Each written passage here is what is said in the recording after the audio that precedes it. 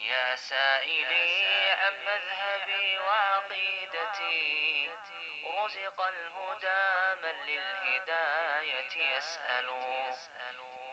اسمع كلام محقق في قوله، لا ينثني عنه ولا يتبدل.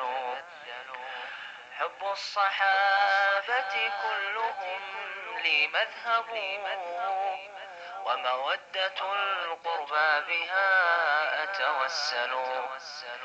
ولكلهم قدر على وفضائل، لكنما الصديق منهم أفضل.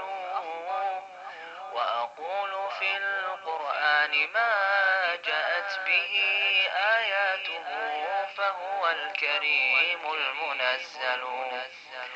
وأقول قال الله جل جلاله، والمصطفى الهادي ولا أتأول.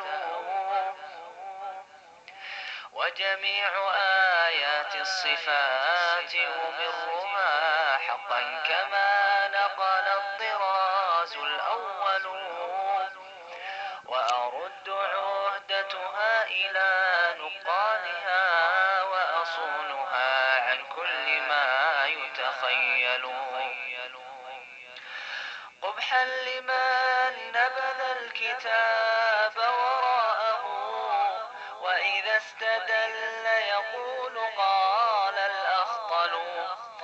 والمؤمنون يرون حقا ربهم، وإلى السماء بغير كيف ينزل. وأقر بالميزان والحوض الذي أرجو بأني منه ريا أنهل. وكذا الصراط يمد فوق جهنم، فموحد ناج وآخر مهمل. والنار يصلاها الشقي بحكمة، وكذا التقي إلى الجنان سيدخل.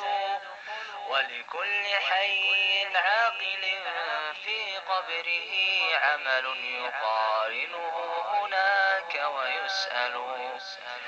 هذا اعتقاد الشافعي ومالك وأبي حنيفة، ثم أحمد ينقل. فإن اتبعت سبيلهم فموفق، وإن ابتدعت فما عليك معول.